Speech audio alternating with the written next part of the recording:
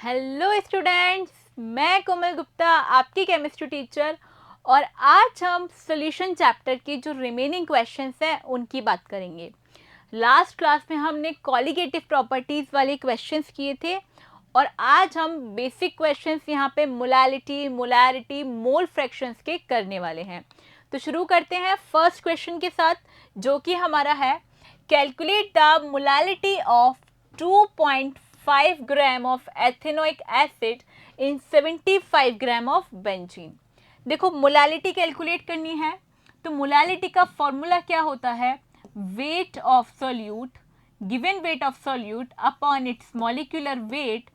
अगर ग्राम में है तो 1000 से मल्टीप्लाई करते हैं, मल्टीप्लाई गिवन वेट अपॉन में क्या लिखते हैं? Given weight of the solvent molecule. तो यहाँ पे देखो, इसको स्मॉल m से डिनोट करते हैं। WA कितना गिवन है? 2.5 gram multiply 1000। Molecular weight of ethanoic acid कैसे कैलकुलेट करेंगे? कार्बन का होता है 12, हाइड्रोजन है 4, कार्बन एक और बार 12 और ऑक्सीजन है 2, तो 32। तो ये कितना हो जाएगा? 10 और 1 3 4 5 6 60। तो ये हो जाएगा भाई 60। और यहाँ पे इसका बेंजीन का वेट भी अपन को गिवन है, कितना है? 75 ग्राम। तो जब हम इस पूरी वैल्यू को कैलकुलेट करेंगे तो हमारे पास जो मोलैलिटी आएगी वो आएगी 0.55। तो ये हमने क्या कैलकुलेट किया? मोलैलिटी। नेक्स्ट क्वेश्चन जो हमारे पास है वो है भाई यहाँ पे calculate the mass percentage of benzene and carbon tetrachloride. देखो, मास परसेंटेज निकालना है, मतलब W/W से, ठीक है। तो क्या करना है? देखो, कितना CCl4 का गिवन है? 22। अगर हमें CCl4 का मास परसेंटेज निकालना है तो भाई CCl4 का जितना भी गिवन है 22 ग्राम ऑफ बेंजीन, बेंजीन 22 ग्राम है, dissolve in 122 gram of carbon tetrachloride. तो कार्बन टेट्राक्लोराइड कितना है? 122 ग्राम।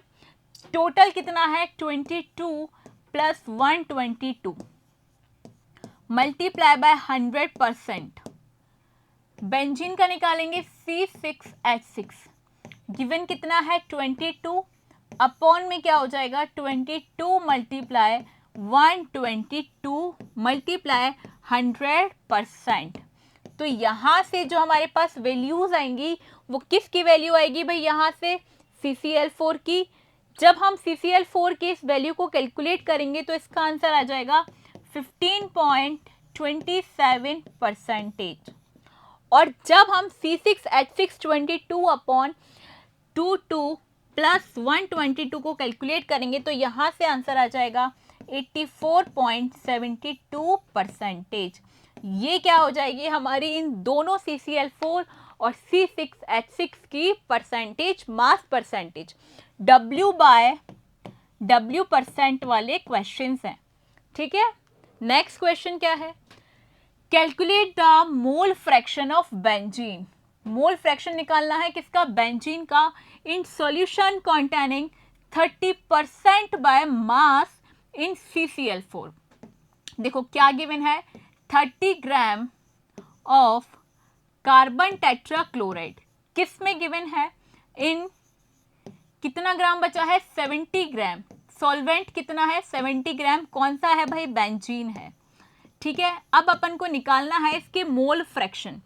तो इसके मोल फ्रैक्शन कैसे आएंगे? देखो, WA कितना है? 30 ग्राम।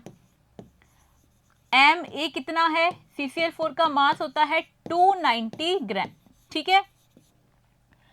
WB कितना है? 70 ग्राम। WB के साथ अगर हम इसको निकालेंगे बेंजीन को, ये आ जाएगा 678। ये है हमारे पास MB। बेंजीन का कितना होता है? 98 ग्राम। यहाँ से हम NA और NB कैलकुलेट कर सकते हैं। तो देखो, NA आ जाएगा यहाँ से हमारे पास 0.2। कैसे निकालेंगे? WA upon MA। जब हम NB कैलकुलेट करेंगे तो कैसे करेंगे? देखो, WB अपॉन MB कितना आ जाएगा? 70 अपॉन 78, ये आ जाएगा हमारे पास 0.8, ठीक है। और mole fraction is a unitless quantity. तो calculate the mole fraction of benzene. देखो कितना आएगा, बेंजीन के मोल्स जब निकालेंगे C6H6 के, अगर हम मोल फ्रैक्शन की बात करें तो इसके मोल्स अपॉन टोटल कितने हैं, 0.2 प्लस 0.8, कितना आ जाएगा 0.8। अगर हम सेम बात कार्बन टेट्राक्लोराइड के लिए करें तो क्या हो जाएगा, 0.2 upon 0.2 plus 0.8 and that is 0.2। ये किसका मोल फ्रैक्शन आया, बेंजीन का। ये किसका आया, कार्बन टेट्राक्लोराइड का। बहुत सिंपल क्वेश्चन है और अच्छे भी क्वेश्चंस है। देखो ऐसे क्वेश्चंस 2 मार्क्स में पूछे जाएंगे, और जो हमने लास्ट क्लास में करे थे लेंथी वाले क्वेश्चंस हैं, एक ही क्वेश्चंस के अंदर 4-4 5-5 चीजें मिक्स हैं, तो वो क्वेश्चन हमारे 4 मार्किंग में आते हैं। Next question, calculate the molarity of each of the following solution. हमें क्या कैलकुलेट करनी है, मोलारिटी। देखो मोलारिटी कैसे कैलकुलेट करेंगे, फर्स्ट में क्या करना है, 30 ग्राम ऑफ CuNO3 का होल ट्वाइस डॉट 6H2O इन 4.3 लीटर।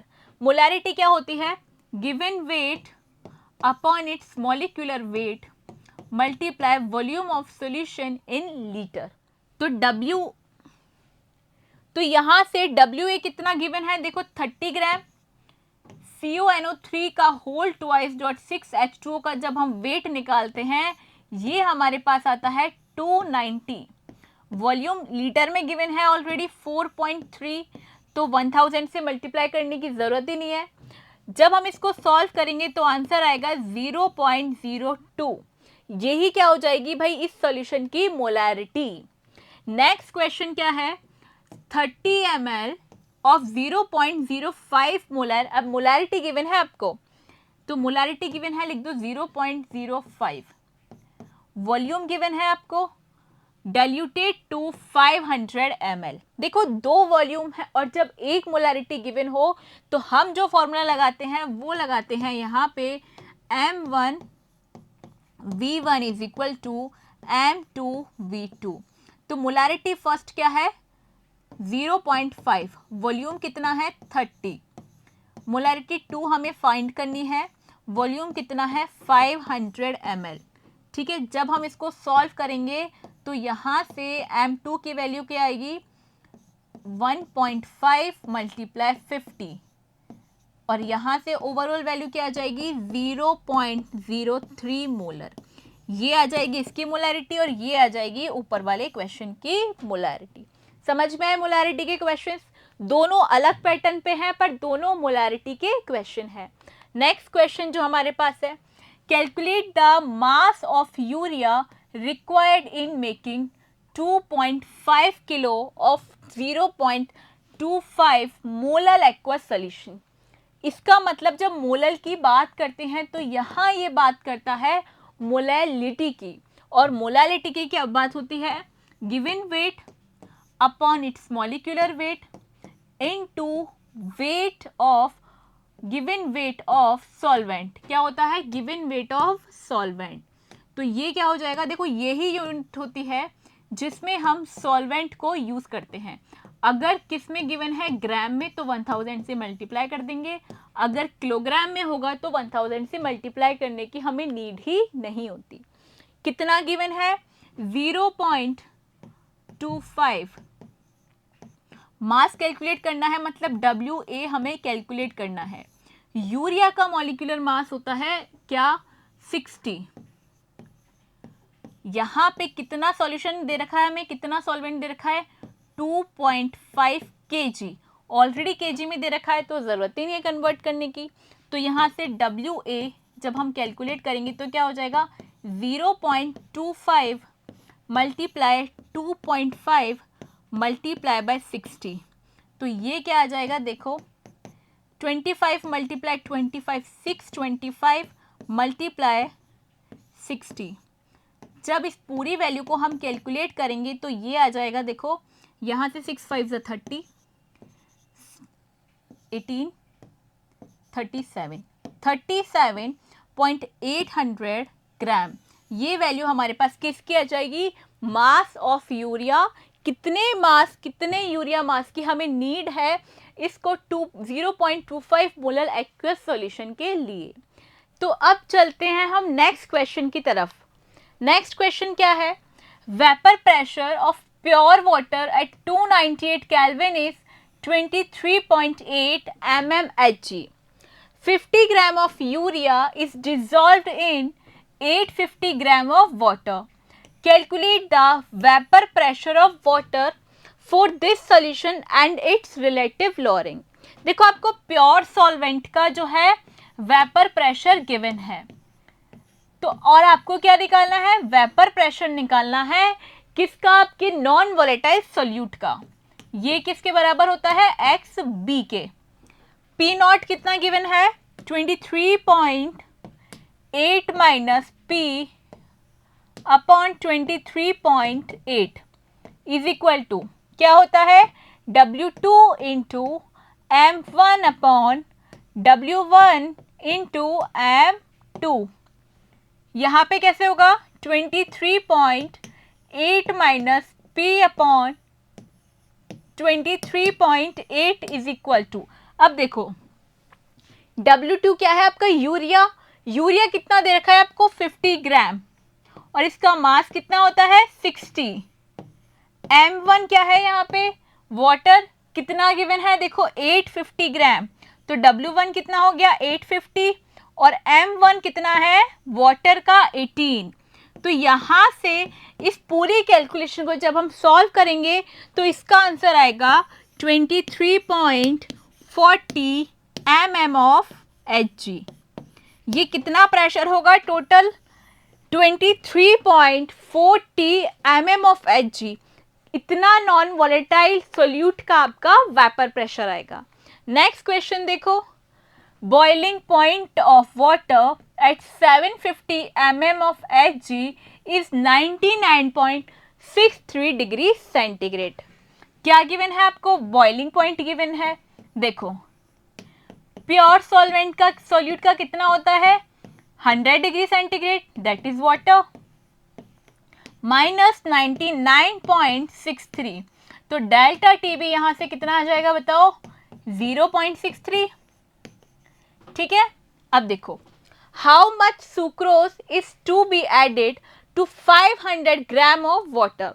आपको कितना अमाउंट ऑफ सुक्रोज इस वाटर में ऐड करना है। हमारे पास फॉर्मूला क्या होता है, delta T B is equals to K B dot M. देखो के बी कितना होता है यहाँ पे 1.52, ये क्वेश्चन में गिवन होता है, कितना है 0.63, 1.52। अब मोलालिटी क्या होती है, कितना वेट आपको फाइंड करना है, ठीक है, x मल्टीप्लाई 1000 अपॉन में क्या लिखेंगे भाई, इसका मॉलिक्यूलर वेट। किसका मॉलिक्यूलर वेट लिखना है, सुक्रोज का, कितना होता है 360, और वाटर कितना है भाई 500 ग्राम। तो जब हम इस पूरी वैल्यू को कैलकुलेट करेंगे तो कैसे करेंगे, 0.63 मल्टीप्लाई 360 मल्टीप्लाई 500 अपॉन में क्या आएगा बताओ, 1.52 multiply 1000 is equals to x।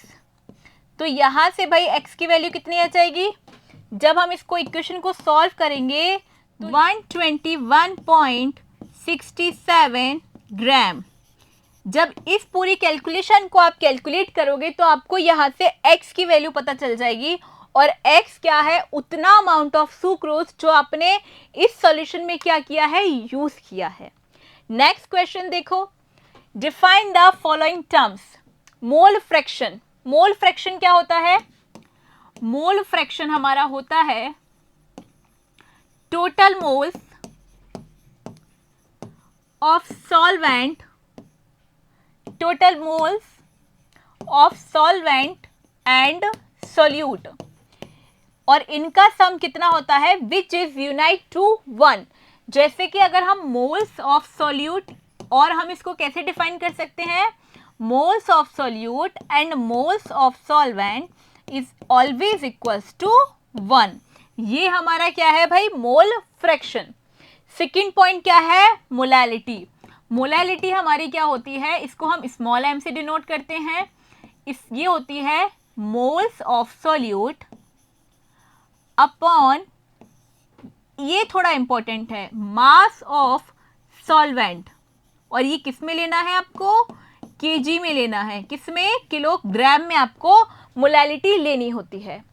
Next अगर हम बात करें मोलैरिटी की, मोलैरिटी होती है कैपिटल M से डिनोट करते हैं। ये क्या होता है? मोल्स ऑफ सॉल्यूट अपॉन में वॉल्यूम ऑफ सॉल्यूशन।